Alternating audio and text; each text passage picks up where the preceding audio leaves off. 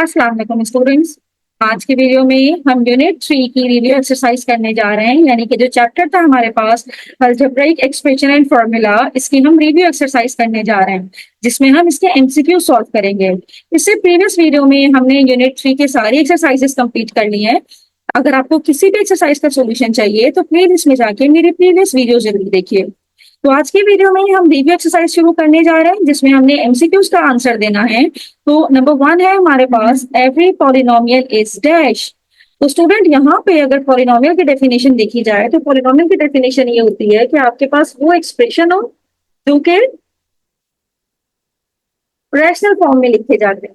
यानी कि अगर इसकी डेफिनेशन हम सही से देखें तो हमारे पास वो इस तरह की इक्वेशंस होती हैं। ए नॉट एक्स की पावर एन हो गई प्लस A1 एक्स की पावर n-1 है। मतलब इसकी जो पावर है हमारे पास, ये इंटीजर्स होते हैं हमारे पास, नॉन नेगेटिव इंटीजर्स, नेगेटिव नहीं होने चाहिए, पॉजिटिव इंटीजर्स होते हैं। यानी कि सपोज दैट हम इस तरह से लिखें कि भाई 8x² plus 5x, this is a polynomial. अब मुझे ये बताना है कि पॉलिनोमियल एक इररेशनल एक्सप्रेशन है।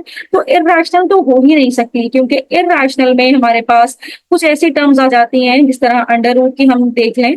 अंडर रूट 2 हो गई हमारे पास, यानी कि x की पावर 1/2। अगर x की पावर 1/2 आ गई तो वो तो पॉलिनोमियल रहेगा ही नहीं, क्योंकि पॉलिनोमियल की डेफिनेशन ये है कि इसके पास नॉन नेगेटिव इंटीजर्स होने चाहिए। इंटीजर्स मीन 1 2 3 पावर्स में होनी चाहिए। तो इस तरह की पावर्स हमारे पास इररेशनल में आती हैं, तो ये हमारे पास पॉलिनोमियल नहीं कहलाएगा।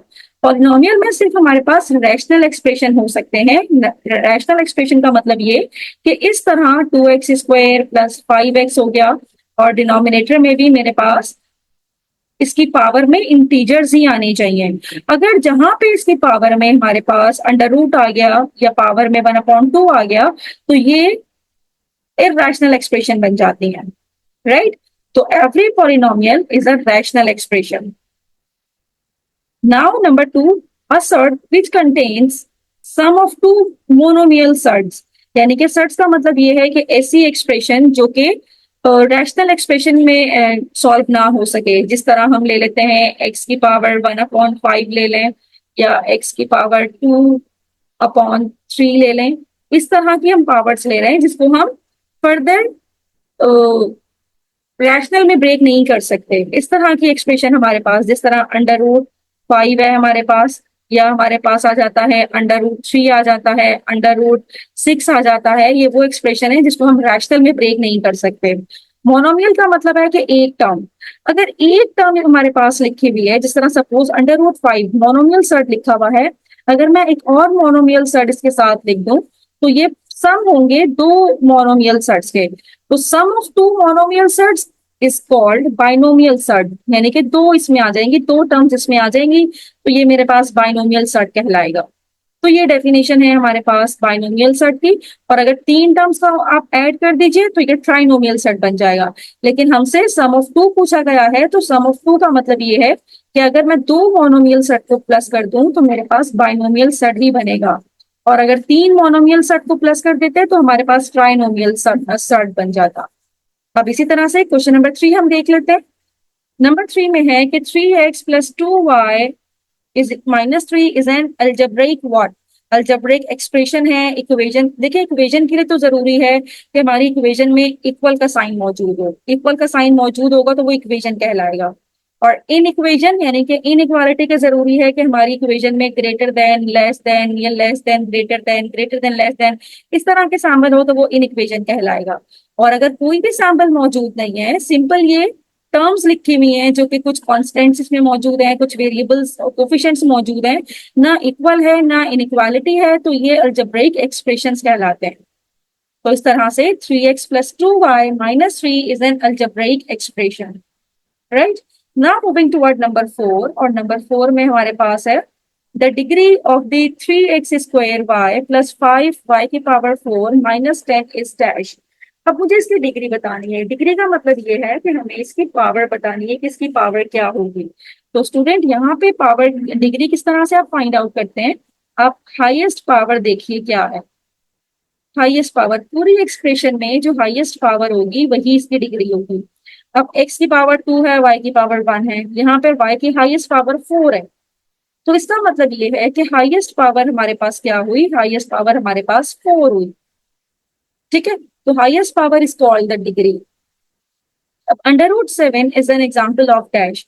अभी मैंने आपको बताया था सर्ट के लिए कि अंडर रूट 7 एक सर्ट है, क्योंकि अंडर रूट 7 का आंसर एक इरेशनल नंबर है।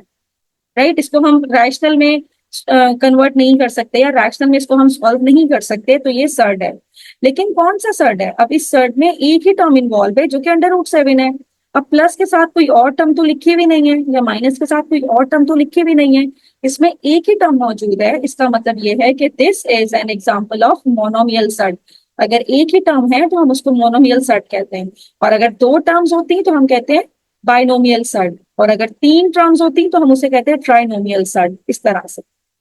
नाउ मूविंग टुवर्ड नंबर 6, और नंबर 6 में हमसे पूछा जा रहा है कि question P x upon Q x of two polynomial of P x and Q x where Q is not equals to 0।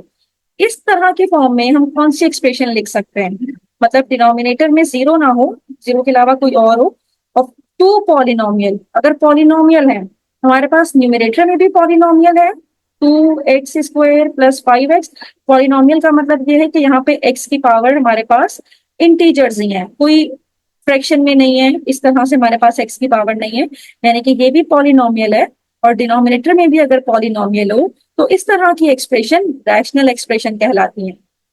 Right, अब quotient of two polynomial is called rational expression. तो इस तरह से हम इसका रिजल्ट बता सकते हैं कि ये रैशनल एक्सप्रेशन है।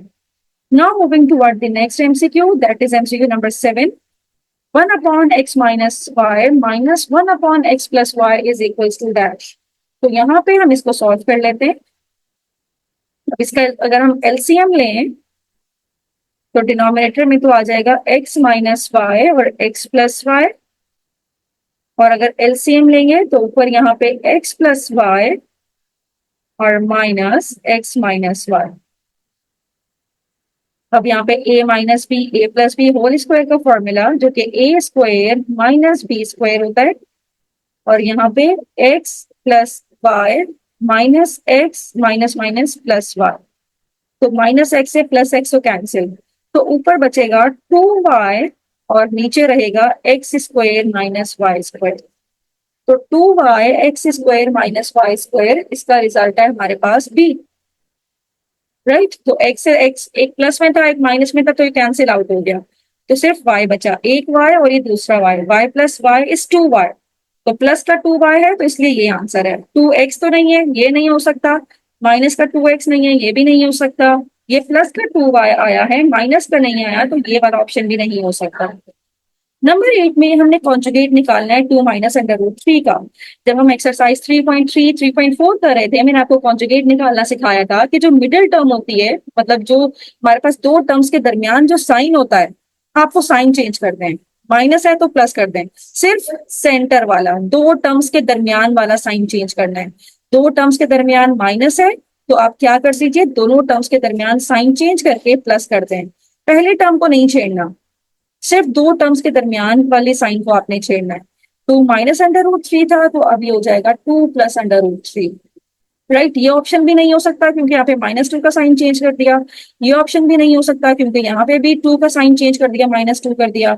ये ऑप्शन भी नहीं हो सकता कि यहाँ पे तो 4 कोई नई टर्म्स ही आ गई, तो ये ऑप्शन भी होंगे। Only option A is the right answer. Now moving toward the next MCQ, that is 9। अब ये हमारे पास फॉर्मूला है कि ए क्यूब माइनस 3 मल्टीप्लाई करें तो a square b minus minus plus 3ab square minus b cube इसके इक्वल है। तो स्टूडेंट ये इक्वल होता है हमारे पास a minus b whole cube के। तो ये फॉर्मूला जब हमने एक्सरसाइज सॉल्व की थी तब ये फॉर्मूले हमने सीखे थे, तो ये इक्वल है a minus b whole cube के। राइट, लास्ट है कि a प्लस बी की वैल्यू है 5, a माइनस बी है 3, तो वैल्यू ऑफ a भी हमने फाइंड आउट करनी है।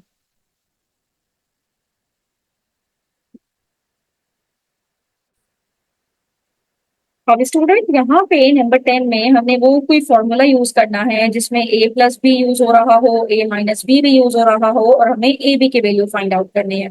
तो स्टूडेंट अगर हम a plus b whole square का फॉर्मूला यूज करते हैं तो इसका फॉर्मूला होता है a square plus 2ab plus b square.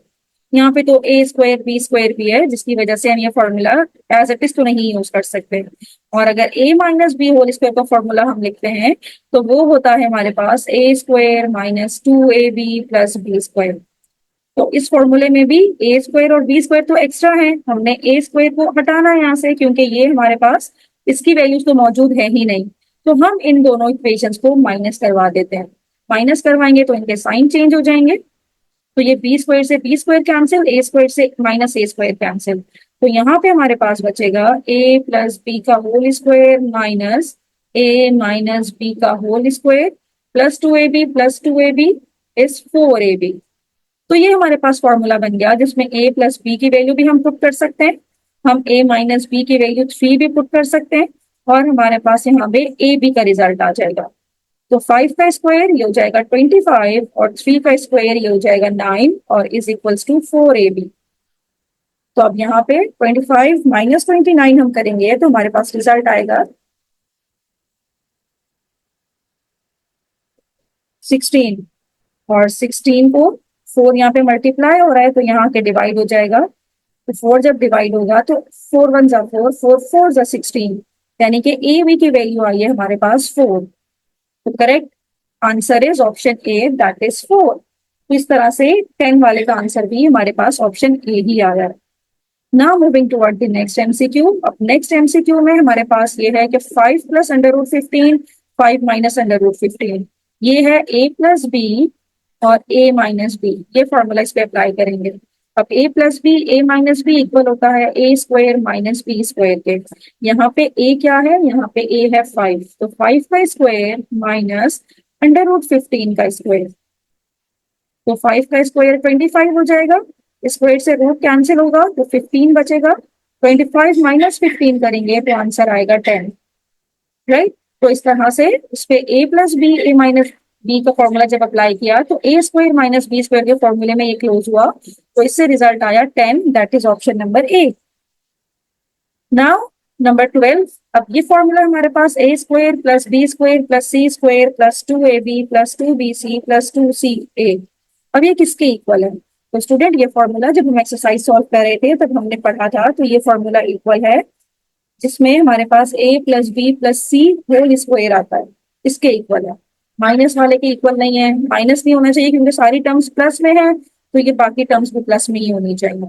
तो इस तरह से ये हमारे पास इसका रिजल्ट आया है option b, a plus b plus c का होल स्क्वायर। तो इस तरह से हमने ये एमसीक्यूज कंप्लीट कर ली है। अब हम ब्लैंक्स कर रहे हैं। डिग्री ऑफ एनी पॉलिनोमियल, अभी मैंने आपसे बात की थी पॉलिनोमियल की डिग्री के हवाले से कि पॉलिनोमियल की जो पावर होती है, सपोज ये मेरे पास पॉलिनोमियल है, ये मेरे पास कोई पॉलिनोमियल लिखा हुआ है, इसमें जो एक्स की पावर है, ये पावर की बात कर रहे हैं, ये पावर पॉजिटिव होनी चाहिए, ठीक है। तो हम यहाँ पे लिखेंगे कि degree of any polynomial is positive, या तो पॉजिटिव हो या फिर पॉजिटिव का दूसरा नाम भी है जिसको हम कहते हैं नॉन नेगेटिव, यानी कि नेगेटिव ना हो। नेगेटिव ना होने का मतलब ये है कि पॉजिटिव हो, राइट। तो इस तरह से हम कह सकते हैं कि पॉजिटिव हो या नॉन नेगेटिव हो। अब नेक्स्ट कॉन्जुगेट, और कॉन्जुगेट जब भी हमने लेना है तो हमने दोनों टर्म के दरमियान वाले साइन को चेंज करना है। ये है 2 माइनस अंडर रूट 3, तो हम लिखेंगे 2 प्लस अंडर रूट 3। बस इन दोनों के दरमियान वाले साइन को चेंज करना है, माइनस है तो प्लस कर दें, प्लस है तो माइनस कर दें। डिग्री ऑफ पॉलिनोमियल, इसलिए हमने डिग्री बतानी है। डिग्री का मतलब ये है कि हाईएस्ट पावर। अब हाईएस्ट पावर इसकी क्या है, 3 है, 2 है, 4 है, ये पावर 1 है, यहाँ पे तो पावर 0 ही है, तो हाईएस्ट पावर है इसकी 4। Degree of this polynomial is 4। अब ये मेरे पास है under root x upon 3x plus 5 is a dash expression. अब ये अंडर रूट एक्स है, अंडर रूट एक्स का मतलब है कि x की पावर यहाँ पे 1/2 है, x की पावर 1/2 है, तो ये पॉलिनोमियल तो हो नहीं सकता। और x की पावर 1/2 है तो इसका मतलब ये है कि ये एक इररेशनल है, यानी कि जब भी अंडर रूट के अंदर हमारे पास कोई एक्सप्रेशन लिखी जाएगी तो ये इररेशनल एक्सप्रेशन है, राइट। अब ये लास्ट वाला ये देख लेते हैं, ये है हमारे पास x minus y x plus y, तो x minus y x plus y ये तो हो जाएगा x square minus b square. इन दो टर्म से हमारे पास ये आ जाएगा x square minus y square, और ये already x square plus y square साथ में मौजूद था। अब दोबारा वही फॉर्मूला लगेगा, a minus b a plus b. अब इसमें a क्या है, एक्स स्क्वायर, तो a square minus b square, b क्या है, वाई स्क्वायर। तो ये हमारे पास आंसर देगा एक्स की पावर 4 माइनस वाई की पावर 4, राइट। तो इस तरह से इसका फाइनल रिजल्ट आएगा एक्स की पावर 4 माइनस वाई की पावर 4। तो इस तरह से हमने अपने आंसर्स लिखे हैं, जिसमें a minus b a plus b, ये किसके इक्वल था, a square minus b square के। और फिर a square minus b square, a minus b है, ये भी a प्लस बी है, तो ये किसके इक्वल है, ये हमारे पास a square minus b square के। बीच में माइनस का साइन आएगा तो एक्स की पावर 4 हो जाएगी और वाई की पावर 4 हो जाएगी। तो इस तरह से इसका रिजल्ट आएगा एक्स की पावर 4 माइनस वाई की power 4 is a final result. तो स्टूडेंट इस तरह से हमने इसकी रिव्यू एक्सरसाइज कंप्लीट कर ली है। तो चैप्टर नंबर 3 में कोई भी प्रॉब्लम हो तो मुझे कमेंट बॉक्स में जरूर बताइए। अगले वीडियो में हम चैप्टर नंबर 4 शुरू करने जा रहे हैं। थैंक यू सो मच कि आपने एंड तक मेरी वीडियो देखी।